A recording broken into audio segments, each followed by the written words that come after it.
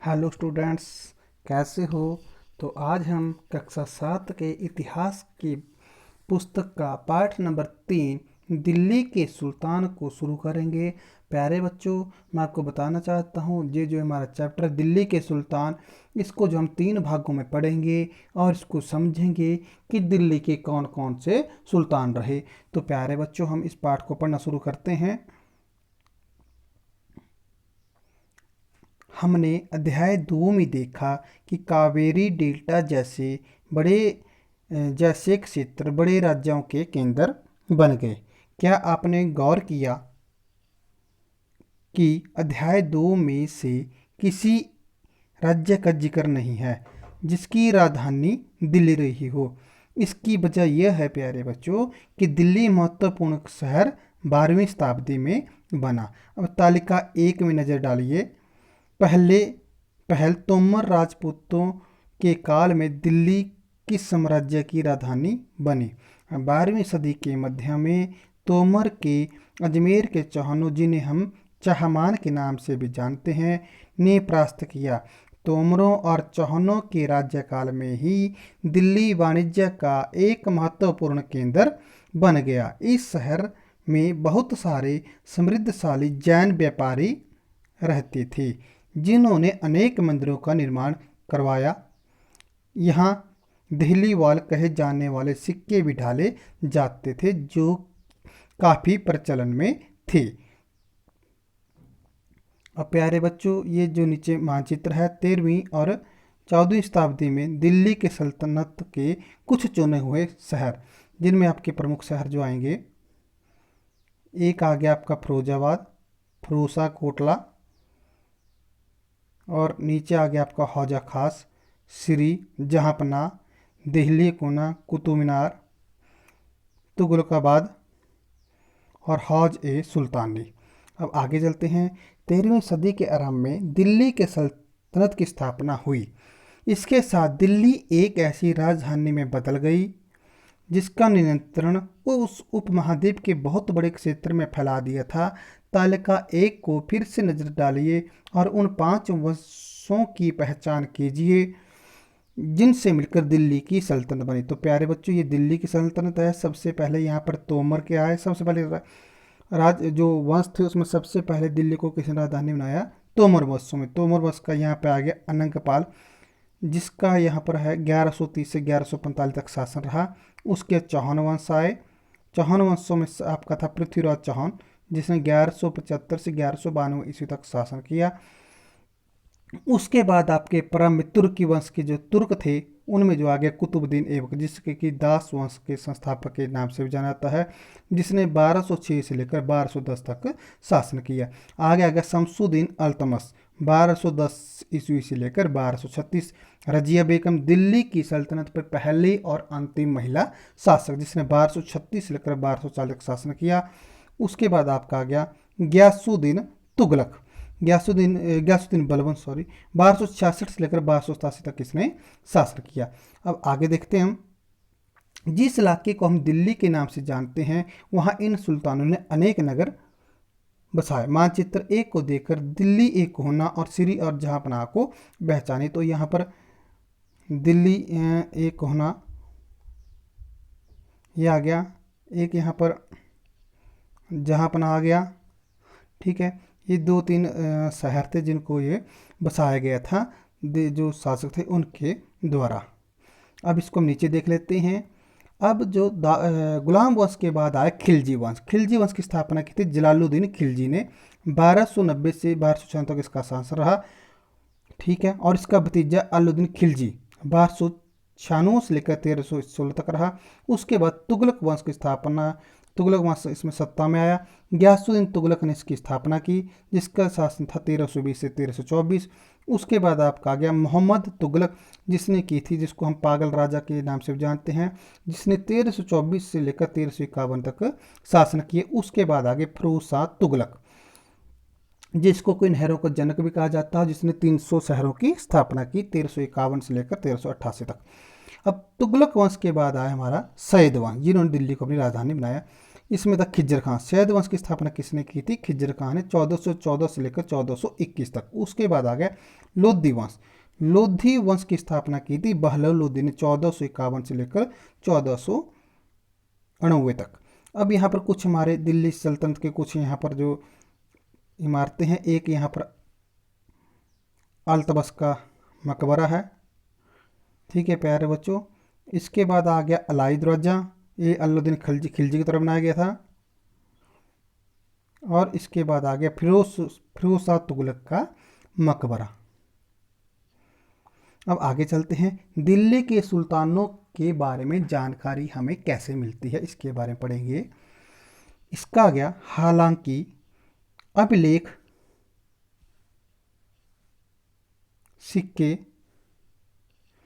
सिक्कों और स्थापत्यता यानी भवन निर्माण कला के माध्यम से हमें काफ़ी सूचना मिलती है, मगर और भी महत्वपूर्ण ये इतिहास, तवारीख यानी बहुवचन में, तारीख एक वचन में बोलेंगे, तवारीख बहुवचन में, जो सुल्तानों के शासनकाल में प्रशासन की फारसी भाषा में लिखे गए थे। तारीख के लेखक सचिव, प्रशासक, कवि और दरबारियों जैसे सुशिक्षित व्यक्ति होते थे, जो घटनाओं का वर्णन भी करते थे और शासकों को प्रशासन संबंधी सलाह भी देते थे। वे न्याय संगत शासन के महत्व पर बल देते थे। अब यहाँ पर प्यारे बच्चों, यहाँ पर जो है पांडुलिपियों को तैयार करने के चरण बताए गए हैं। ये आपका पहला चरण है, ये आपका चरण नंबर 2, और ये आपका आ गया चरण नंबर आपका ये आ गया ये 3, और ये चरण नंबर 4। अब पहले चरण में जो हम देखेंगे, इसमें क्या किया जा रहा है प्यारे बच्चों, इस चरण में कागज को तैयार किया जा रहा है। अब नंबर 2 पे लेखन का कार्य, जो आपका नंबर 2 पे है, यहाँ पर है लेखन का कार्य किया जा रहा है। और नंबर 3 पे जो है महत्वपूर्ण शब्दों और अनुच्छेदों की ओर ध्यान आकर्षित करने के लिए सोने को पिघलाकर उसका प्रयोग किया जा रहा है। नंबर 4 पे जिल्द जो है तैयार की जा रही है। अब न्याय चक्र का देख लेते हैं। 13वीं सदी के इतिहासकार पख-ए-मुदब्बिर ने लिखा था कि राजा का काम सैनिकों के बिना नहीं चल सकता। नहीं, राजा के लिए सैनिक जरूरी हैं, और सैनिक जो हैं उनके लिए वेतन भी जरूरी है। किसानों से एकत्रित किए गए राजस्व से, मगर किसान कभी भी राजस्व को तभी चुका सकेंगे जब उनका जो राज्य होगा खुशहाल व प्रसन्न होगा। ऐसा तभी हो सकता है जब राजा न्याय और ईमानदार प्रशासन को बढ़ावा दे। अब आगे देखेंगे, ये कुछ और बातें ध्यान में रखें। तारीख के लेखक नगरों में या शायद गांव में रहते हों। वे अक्सर अपने इतिहास सुल्तानों के लिए उनसे ढेर सारे इनाम इकराम पाने की आशा में लिखा करते थे। ये लेखक शासकों को जन्म सिद्ध अधिकार, लिंग भेद पर आधारित आदर्श समाज व्यवस्था बनाए रखने की सलाह देते थे। उनके विचारों से सारे लोग सहमत नहीं होते थे। अगला आगे यहाँ पर, सन 1236 में सुल्तान अल्तमिश की बेटी रजिया सिंहासन पर बैठी। उस युग के इतिहासकार मिन्हाज-ए-सिराज ने स्वीकार किया कि वह अपने सभी भाइयों से अधिक योग्य और सक्षम भी थी, लेकिन फिर भी एक रानी को शासक रूप में मान्यता नहीं दे पा रहा था। दरबारी जन भी उसके स्वतंत्र रूप से शासन करने की कोशिशों से प्रसन्न थे। अंत में उसे 1240 ईस्वी में सिंहासन से हटा दिया। अब आगे चलते हैं प्यारे बच्चों हम। अब रजिया बेगम के बारे में उस बंद के जो महत्वपूर्ण इतिहासकार मिन्हाज-ए-सिराज के विचार देखते हैं। हमने क्या कहा उन्होंने, मिन्हाज-ए-सिराज का सोचना था कि ईश्वर ने जो आदर्श समाज व्यवस्था बनाई उसके अनुसार स्त्रियों को पुरुषों के अधीन होना चाहिए। रानी का शासन इस व्यवस्था के विरुद्ध जाता है, इसलिए वो पूछता है खुदा की रचना के खाते में उसका ब्यौरा चूंकि मर्दों की सूची में नहीं आता, इसलिए इतनी शानदार खूबियों से भी उसे आखिर हासिल क्या हुआ। रजिया ने अपने अभिलेखों और सिक्कों पर अंकित करवाया कि सुल्तान अल्तमिश की बेटी थी। आधुनिक आंध्र प्रदेश की वारंगल क्षेत्र में किसी समय काकतीय वंश का राज्य था। उस वंश की रानी रुद्रमा देवी के व्यवहार से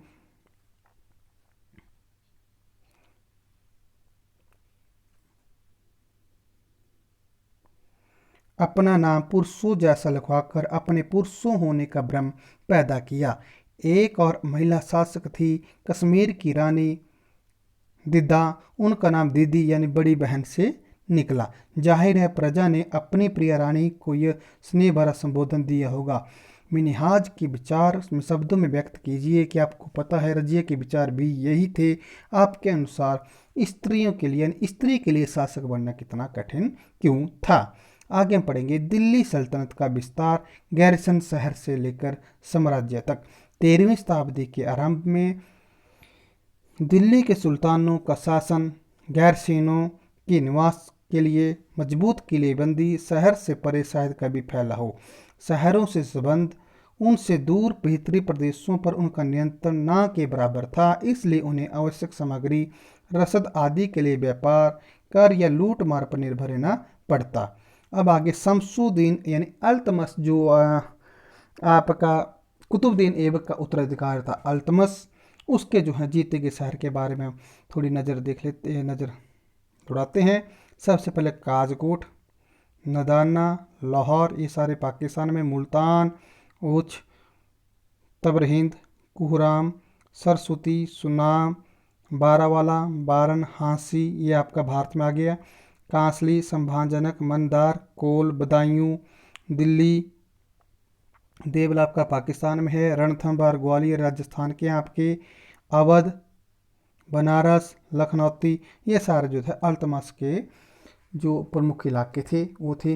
अब आगे देखते हैं हम दिल्ली से संदूर बंगाल और सिंध के गैरिसन शहरों का नियंत्रण बहुत ही कठिन था। बगावत, युद्ध, यहाँ तक कि खराब मौसम भी उनके संपर्क से नाजुक सूत्र छीन भिन्न हो जाते थे। शासन को अफगानिस्तान से आने वाले हमलावरों और उन सुविधाओं से बराबर चुनौती मिलती रहती थी, जो जरा सी कमजोरी का आभास मिलते ही विद्रोह का झंडा खड़ा कर देते थे। इस चुनौती के चलते सल्तनत बड़ी मुश्किल से किसी भी तरह अपने आप को बचाए हुए थी।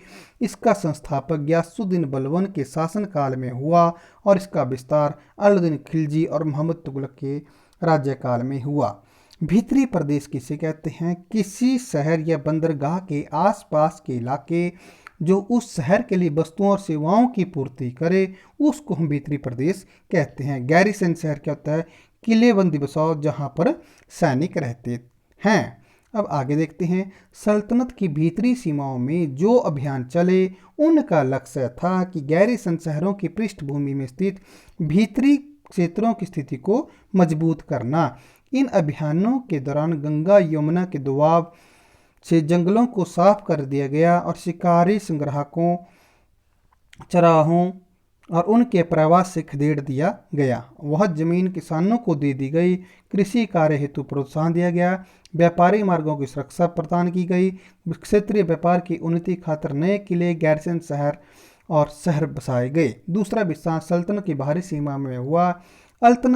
अलाउद्दीन खिलजी के शासनकाल में दक्षिणी भारत को लक्ष्य को उसने क्या किया था, लक्ष्य रखा था। उसने सैनिक अभियान शुरू किया। मानचित्र 3, यह अभियान मोहम्मद तुगलक के समय अपनी चरम सीमा में पहुंचे। इन अभियानों में सल्तनतों की सेनाओं ने हाथी, घोड़े, गुलाम और मूल्यवान वस्तु अपने कब्जे में ले ली। दिल्ली सल्तनत की सेनाओं की शुरुआत बहुत ही कमजोर थी, मगर 150 वर्ष बाद मोहम्मद तुगलक के राज्यकाल के अंत में इस उपमहाद्वीप का एक विशाल क्षेत्र इसके युद्ध अभियान के अंतर्गत आ चुका था। इसने शत्रु की सेनाओं को परास्त किया और शहरों पर कब्जा किया। इसके सूबेदार प्रशासकों मुकदमों में फैसला सुनाते थे और साथ ही किसानों से कर भी वसूलते थे। लेकिन इतने विशाल क्षेत्र पर नियंत्रण किस सीमा तक कितना प्रभावी रहा? अब ये मानचित्र 3 है प्यारे बच्चों। खिलजी वंश का एक महत्वपूर्ण शासक अलाउद्दीन खिलजी का हम जो है इसका साम्राज्य को देख लेते हैं। अब ये इसका हमारी आगे यहाँ पर दिल्ली 1299 उसने गुजरात को जीता।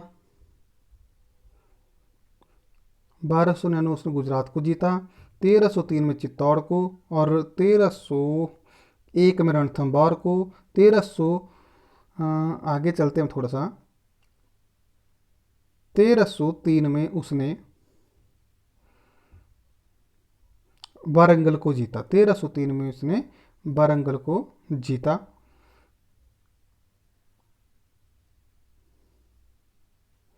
और इसके बाद आ गया 1305 में मांडू, 1305 में मांडू और देवगिरी। 1311 में वारंगल को दोबारा जीता, कड़ा को 1206। ठीक है, आगे होसिलदार समुद्र, ये दक्षिणी भारत का अभियान माना जाता है अलाउद्दीन खिलजी का, जिसने अपने चाचा की हत्या करके जो था गद्दी पर बैठा।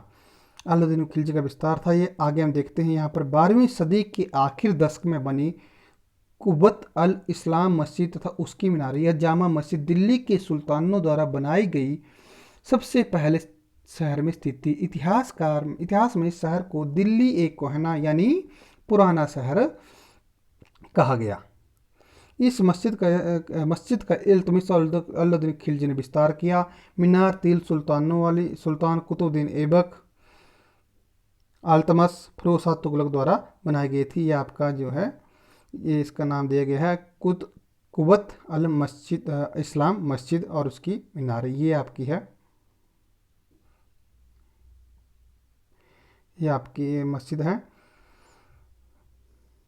अब हम देखते हैं मस्जिद शब्द क्या है। ये अरबी का शब्द है जिसका अर्थ ऐसा स्थान जहां मुसलमान अल्लाह की आराधना में सजदा करते थे। जामा मस्जिद वह मस्जिद होती जहां अनेक मुसलमान एकत्रित होकर साथ नमाज पढ़ते थे। नमाज की रस्म के लिए सारे नमाजियों में से सबसे अधिक सम्मानीय और विद्वान पुरुष को इमाम के रूप में, नेता के रूप में चुना जाता है। इमाम शुक्रवार की नमाज के दौरान धर्म उपदेश यानी खुतबा भी देते थे। नमाज के दौरान मुसलमान मक्का की तरफ यानी पश्चिम तरफ मुँह करके भारत में मक्का पश्चिम की ओर पड़ता है, इसलिए जो मुसलमान हैं वो नमाज के दौरान जो है मुँह पश्चिम तरफ करते हैं। मक्का की ओर दिशा की दिशा को किबला कहा जाता है। खिलजी और तुगलक वंश के अंतर्गत प्रशासन और समेकन नज़दीक से एक नज़र के बारे में हम आगे पार्ट 2 में पढ़ेंगे और इसको समझेंगे भी।